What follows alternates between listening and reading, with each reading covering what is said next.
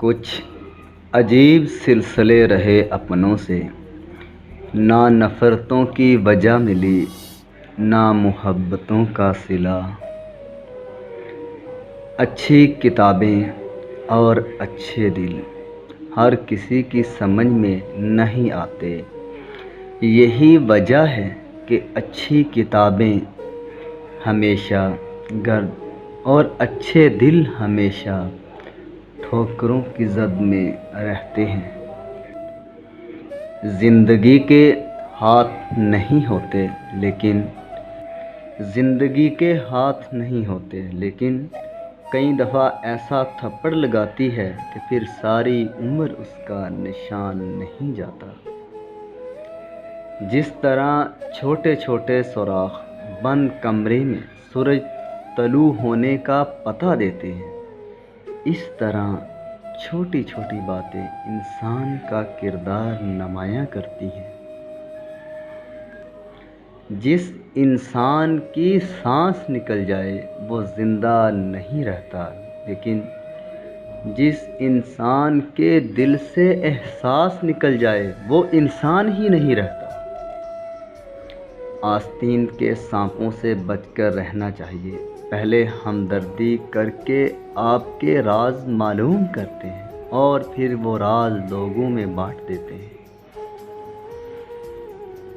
100 دوستوں سے بہتر وہ ایک دشمن ہے جو دل میں نفرت تو رکھتا ہے لیکن منافقت تو نہیں۔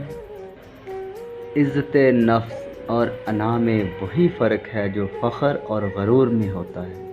عزت نفس اور فخر کہتا ہے کہ میں بھی ہوں، لیکن غرور اور انا کہتی ہے کہ میں ہی ہوں۔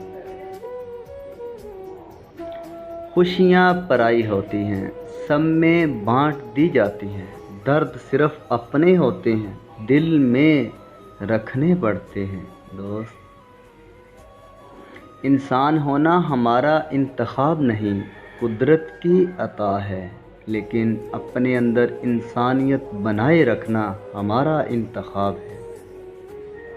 حقیقی انسان وہ ہے جو اپنے جسم کے مردہ ہونے سے زیادہ اپنے دل کے مردہ ہونے کا خوف رکھتا ہے۔ آزاد اور مثبت سوچ رکھنے والا انسان کبھی رویوں کا غلام نہیں ہوتا، دوسروں کی باتیں سن کر پریشان نہیں ہوتا، اور پریشان ہونے والے لوگ کمزور بھی ہو جاتے ہیں اور تھک بھی جاتے ہیں۔ تنقید کے لیے علم کا ہونا ضروری نہیں، جبکہ نکتہ چینی کے لیے صرف جہالت ہی کافی ہوتی ہے۔ جو انسان اپنی روح پر حکومت نہیں کر سکتا، اس کی مثال اس شکستہ شہر کی سی ہے جس کی دیواریں نہ ہوں۔ بدبختی ہمیشہ اس دروازے سے داخل ہوتی ہے جو ہم خود اس کے لیے کھلا چھوڑ دیتے ہیں۔